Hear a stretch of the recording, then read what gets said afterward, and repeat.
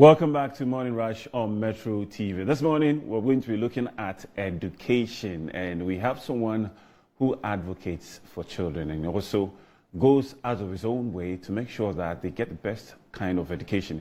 Education is definitely the key to everything that you can ever think of. To transform you to be better, you can hone your skills and be the best at what you do. And I have with me in the house Barry Knighton, founder and president of the Vineyard Foundation, and we're going to be talking about the Teachers Education Summit. Good morning to you, Barry. Good morning, Nana. How are you? I'm doing good. How are you? I am well. Yes, good to see you. It is good to see you. Quick one, the Teachers Summit. Talk to us a little bit about it. So this past weekend, we had an amazing Teachers Summit in the Volta region. One of the tenets of the Vineyard Foundation is really to push education, supporting non-governmental organizations, but also to advance literacy education, professional development, community outreach, and professional skills. Okay. So last year we were in the Greater Accra region, and this year there was a strong push to go to the Volta region. So we had an opportunity of impacting the lives of 50 teachers with the summit. Also with that, we donated some teacher supplies and some bags for the students. So a great summit. We spent most of the day with them. They did group projects. They did role play. And so ways that they could build their skills to effectively help the classrooms. So let me find out from you. So the purpose is to basically help change or rearrange the educational system and also provide resources that can also empower them to actually progress in whatever that you're doing when it comes to education. Absolutely, absolutely. One of the themes that we had was teaching in the midst of chaos. And I know that's like, what saying is that? What theme is that? But we know that challenges in the education system, I know with me being in the States also here, and so finding ways that they could be creative, that they could be innovative with education. There's a term that I use called the glass half full. So some people will see the glass half empty, some see it half full. So, okay, we're in the village, there are challenges, but you're here, you wanted to teach, we support that, and you're making an incredible impact. How do we see the glass half full? All right. You've been running the foundation for 6 years. You went to the water last week. What are some of the interesting activities that you had to, go through before the summit took off? Absolutely. So actually when I came in 2017, I came through Projects Abroad, which was an international humanitarian organization. In 2019, it was the same one. Okay. In 2021, I became a board member for one of the local foundations called the Fafali Organization. And they told me, they said, Barry, for you to really understand the impact of what we do, we want you to come to Ghana and see the impact. So that year, we started with the Leadership Summit, right? And we started in the Greater Accra region. So we partnered with another local organization here, RLC. And from that point, we saw that there was a significant need really in leadership development and professional development for teachers.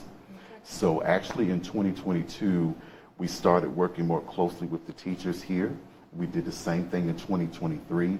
And also we expanded into the Volta region. Hopefully in the future we'll be able to expand to other regions. But that's how it started. Okay. It started as a leadership development for non-governmental organizations. And then we realized, hey, teachers are a big impact with students in the class. We need to make sure they have the skills and the development they need. Most of all, the support that they need, that they know that somebody's listening, they hear your voice, and they're here. And that's how the Vineyard Foundation got involved with that. Okay. I want to find out your general impression of the Ghana education system. I mean, as you coming from the U.S., what is your general impression of our education system? I'll say this with the education system.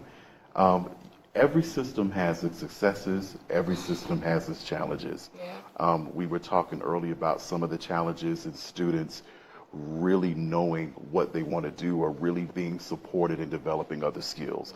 And that's something that we're also seeing, even in the United States. Okay. And so the biggest thing for us is, how do we become a part of the solution to that? So we know that there are challenges with that. We talked earlier about students and certificates and really being clear on the direction of where they need to go. And so I think overall, my interaction is with the schools is the teachers are doing their best. I think they're doing their best with the resources that they have. They're doing their best in trying to expand the curriculum, make sure that the students are understanding it. And I always say that you only have so much that you can do with what you have. And what I mean by that is like within your school. There's so much going on in the other regions, I would say even with the states in the U.S., but this is my community, this is my area, and if I could just focus on this area and work with these schools and these students, then these are students that we know that are equipped, and how do we spread that as wildfire to the other schools? I mean, talking about challenges, what are some of the challenges you saw when you went to the Volta region and even in Accra?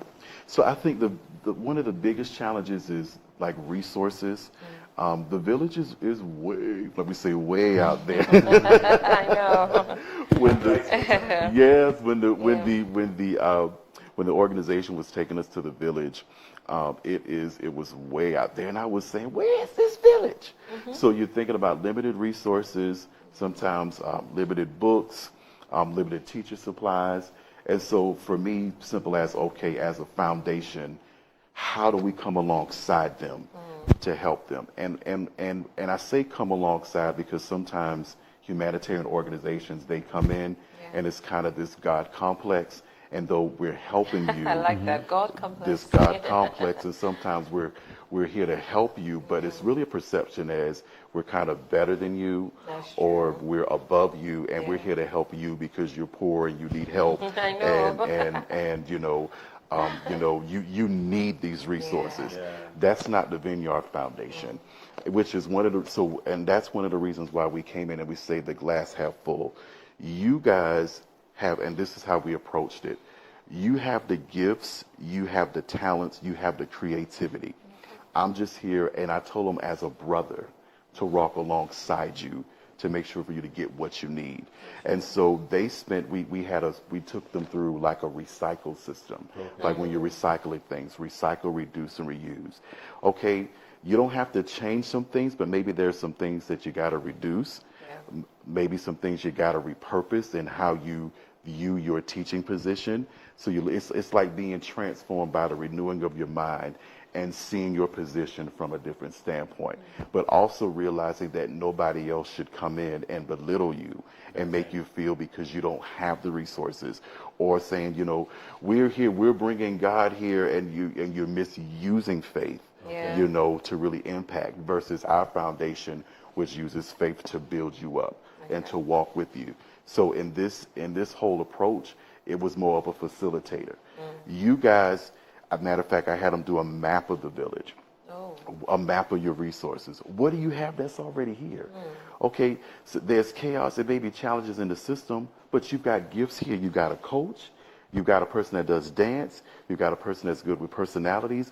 Like, do you realize the wealth of knowledge and wisdom sitting in this room? And the village doesn't mean that you're any less than anybody else, right? You're not less than me. Me coming from the States, returning home, even having family here, doesn't make me better than you.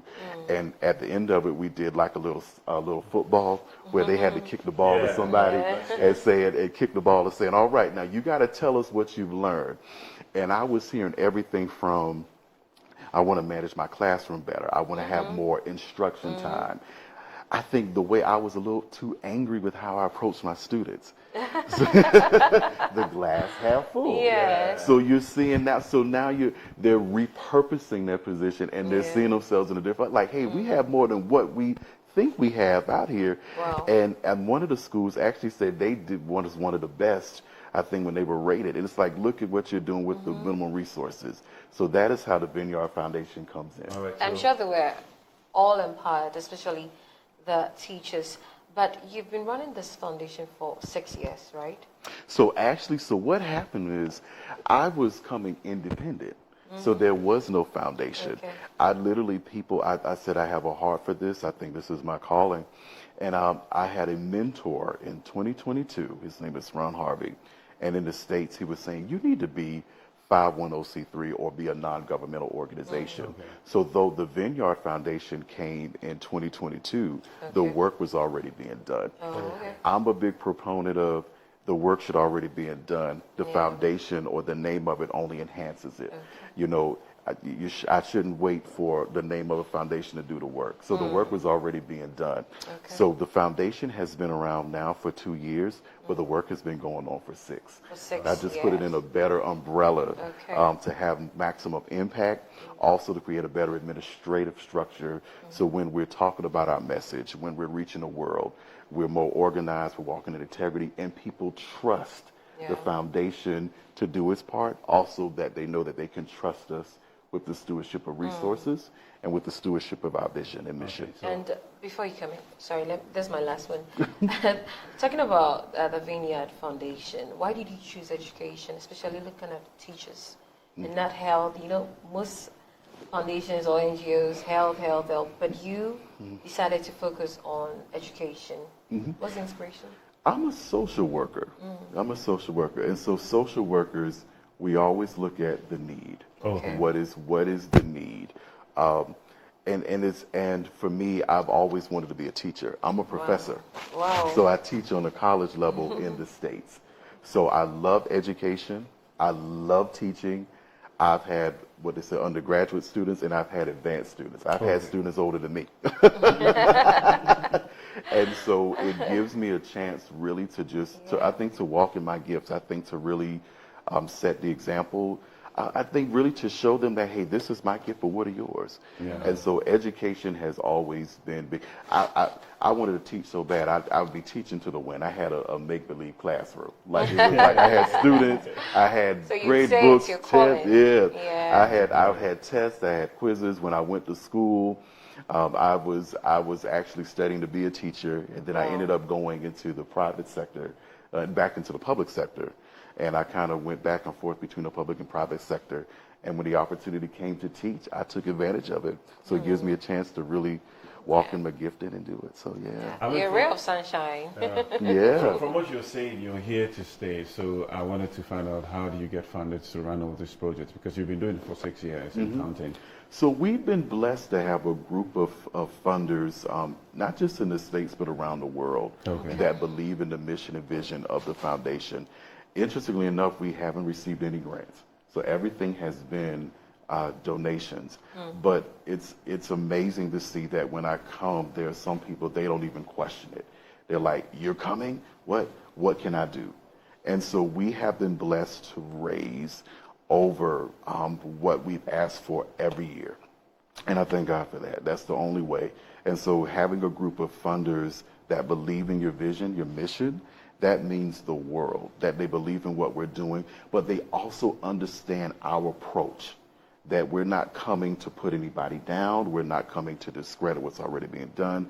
We're coming to be a resource, because that's a big thing for me. You know, when you're giving your money, you're not giving your money to poor people.